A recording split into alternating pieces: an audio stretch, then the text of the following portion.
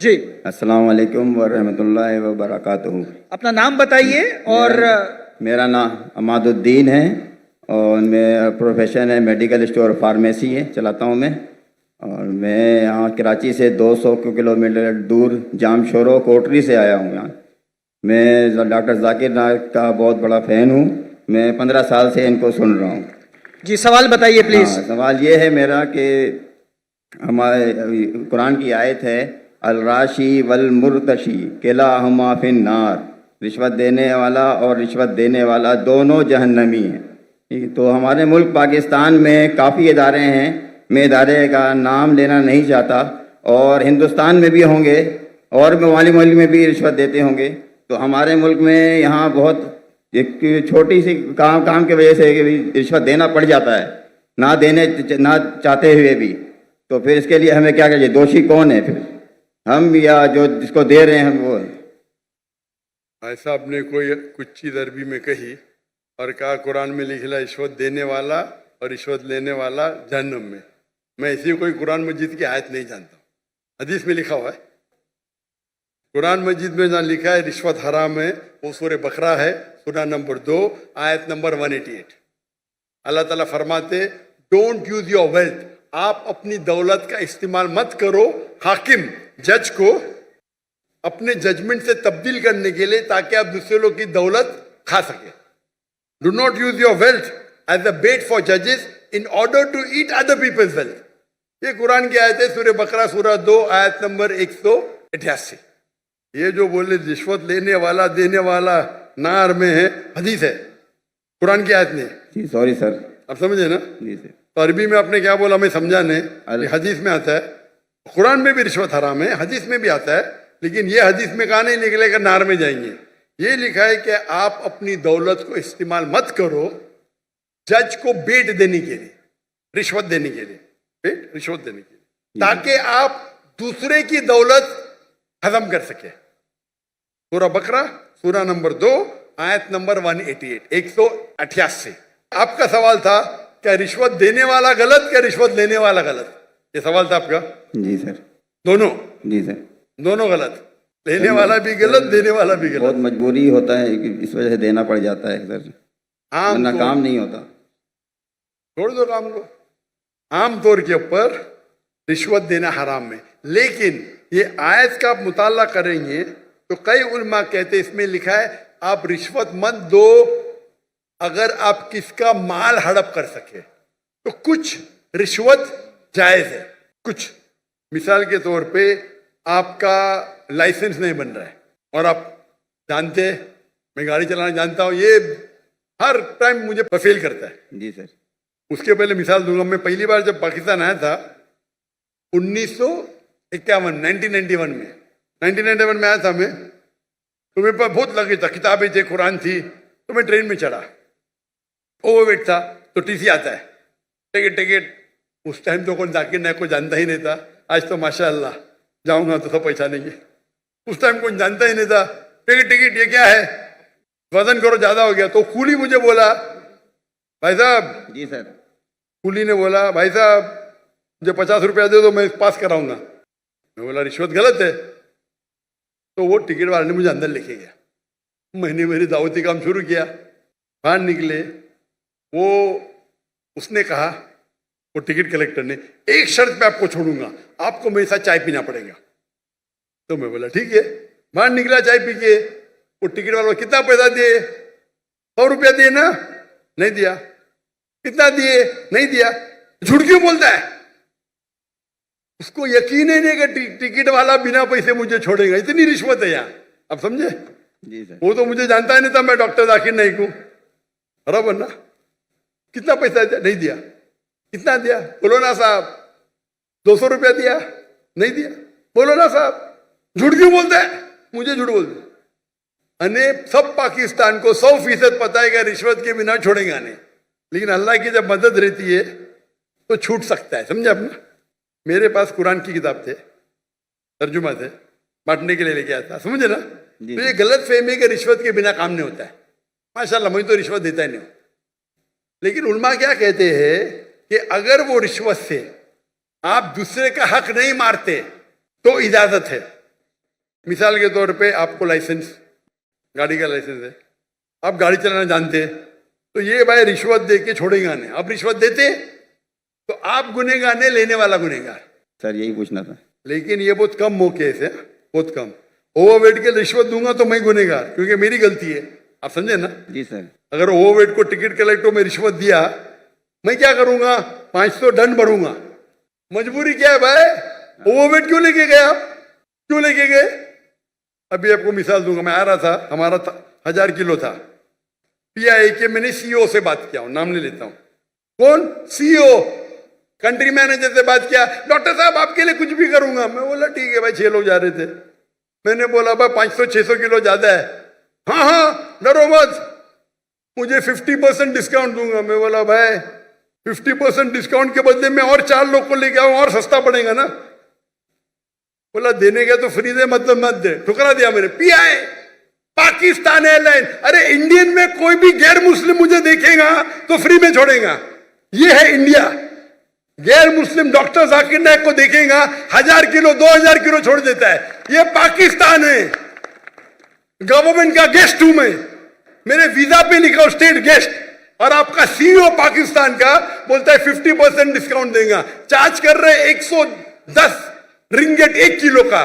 मुझे इतना दुख हुआ कि पाकिस्तान में मैं आ रहा हूं, doctor Zakir Naik state guest है, और वो 300 किलो छोड़ नहीं सकते। बोलते 50% डिस्काउंट देंगे। मुझे नहीं चाहिए तेरा डिस्काउंट।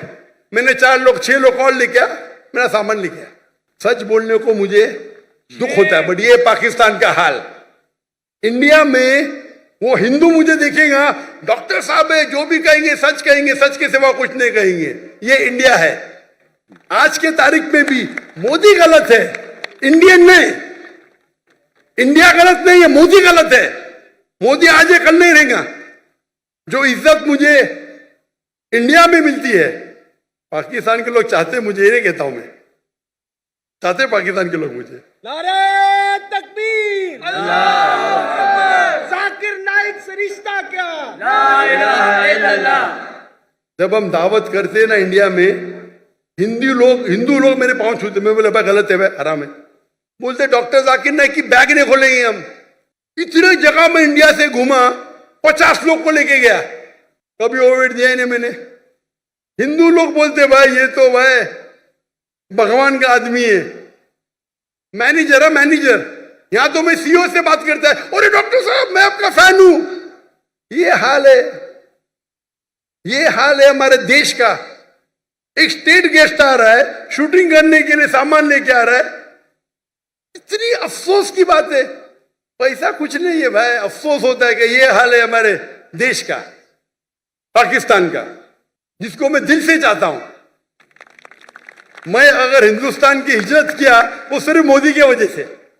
जो मजा वहां आता है, और मजमा इससे बड़ा 10-10 लाख, वो 1 लाख बोला, गलत बोला, 10-10 लाख। और उर्दू में बात करने क्यों लगा मैं? मेरे बॉम्बे के पुलिस कमिश्नर बोलते जाकिर भाई, वो जाकिर भाई बोलते एवरीवन लव्स यू, लेकिन मैं आपसे नाराज हूं। मैं क्यों नाराज है भाई? आपका मैसेज आप हिंदी में देना चाहिए, उर्दू में क्यों? आपके चाहने वाले इतने, आप उर्दू में तकरीर करो तो मैं खुश होऊंगा। तो क्योंकि बंबई का हिंदू पुलिस कमिश्नर 2004 या 5 की बात है, मुझसे जबरदस्ती करा आप हिंदी में उर्दू में तकरीर करो तो मुसलमान और हिंदू सुधरेंगे। और फिर मैं शुरू किया तकरीर करने का उर्दू हिंदी में, एक हिंदू के बोलने से, उसकी मोहब्बत से। तो हिंदू और मुस्लिम में इतना अच्छा भाईचारा है इंडिया में। ये कुछ पॉलिटिशियन का प्रॉब्लम है, पॉलिटिशियन। तो मुझे मोदी से गिला शिकवा है। तो मोदी अगर गलत है तो इंडिया को क्यों गलत करे भाई? मोदी गलत है, और इंशाल्लाह आगे रहेगा नहीं, इंशाल्लाह। आप समझे ना? तो आप अगर देखेंगे कि वहां भी हम जितने बड़े प्रोग्राम हम मुंबई में कि दुनिया में किधर नहीं किए, वो मोदी ने आके बन गया। हम बड़े बड़े कॉन्फ्रेंस किए माशाल्लाह। तो ये पॉलिटिक्स, और मैं पॉलिटिक्स के करीब भी नहीं हूं। तो जहां तक के रिश्वत का सवाल है, आपका अगर कोई चीज अटक गया जो हक है, उसमें अगर रिश्वत देते, बहुत कम टाइम ऐसा होता है, और तो रिश्वत लेने वाला गलत देने वाला को अल्लाह ताला इंशाअल्लाह माफ करेगा, मैं लेकिन वो भी नहीं मानता हूं।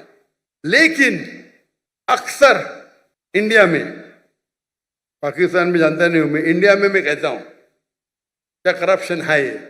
आप जानते पाकिस्तान में शायद और है।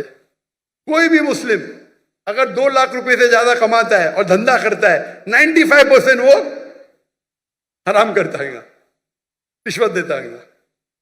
आप समझ रहे?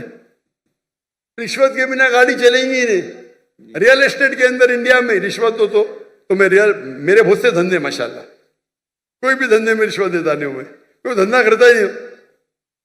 क्या मजबूरी? रियल एस्टेट में रिश्वत, जो अक्सर धंधे में रिश्वत। हमारा मेडिकल प्रोफेशन था माशाल्लाह, उसमें भी रिश्वत है।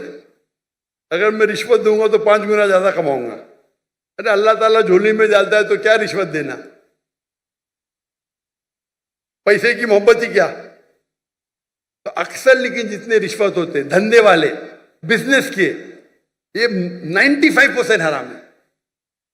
अगर आप बिजनेस में आपका लाइसेंस पास करते, आप दूसरे के लाइसेंस को रोक रहे, तो अक्सर जितने रिश्वत है वो हराम है। लेकिन अक्सर बिजनेस में, चाहे इंडिया में और पाकिस्तान में, हराम काम करने पड़ता है अक्सर। मेरा उसूल क्या है? अगर आप रिश्वत देके कमाते हैं 1 अरब रुपया, पूरा 1 अरब भी आप अगर डोनेशन में देंगे तो भी नेगेटिव में रहेंगे। रिश्वत देने का आपको नेगेटिव 1000 पॉइंट मिला, डोनेशन देने का प्लस 100 पॉइंट मिला, आप नेगेटिव 900 पॉइंट हो गए। इसीलिए अल्लाह ताला फरमाते हैं गरीब इंसान को जन्नत में जाना आसान है, अमीर इंसान की हिसाब किताब होगी। अभी मेरे बिजनेस में पार्टनर अल्लाह ताला, मेजर शेयर उनका है, तो मुझे फर्क ही नहीं पड़ता नुकसान या फायदा। अब समझ रहे? मेरा बिगेस्ट शेयर होल्डर अल्लाह सुब्हानहू ताला है, मुझे तो चैरिटीज देने का है, तो अल्लाह ताला मेरी झोली में जाता। मैं लेक्चर भी करता, अल्लाह ताला यहां से पैसा देता, वहां से पैसा देता। लेकिन दावती काम के लिए बहुत पैसा लगता है, चाहने वाले बहुत है मेरे। लेकिन रिश्वत आमतौर पे देने वाला भी जहन्नम में, लेने वाला भी, अनलेस आप अपने हक के लिए रिश्वत देने में अगर आप किसका हक मारते हो, और अक्सर रिश्वत में हक मारते हो। मिसाल के तौर पे आप टेंडर दिए, टेंडर में कोई आपका क्लर्क आपको टेंडर के लिए, टेंडर का मैं अमाउंट बोलूंगा, आपको पैसा देता है, ये हराम है। या आपका लाइसेंस अटक गया, लाइसेंस पास करने के लिए आप कोई मिनिस्टर को पैसा देते हैं, हराम है। तो इसमें दोनों गलत, देने वाला लेने वाला। तो अक्सर रिश्वत में दोनों गलत होते, देने वाला लेना। चंद ऐसे किस्से है या वाक्य है जिसके अंदर आप अपने हक के लिए लड़ रहे। आपको ड्राइविंग आती है, जानबूझ के आपको फेल कर रहा है, जब तक मैं पैसा नहीं दूंगा ये पास नहीं करेगा। उस टाइम आप कुछ पैसे देते हैं तो इंशाअल्लाह अल्लाह आपको माफ करेगा, लेकिन लेने वाले को हराम है। लेकिन आमतौर पे रिश्वत देना लेना दोनों हराम है। Hope the answer the question.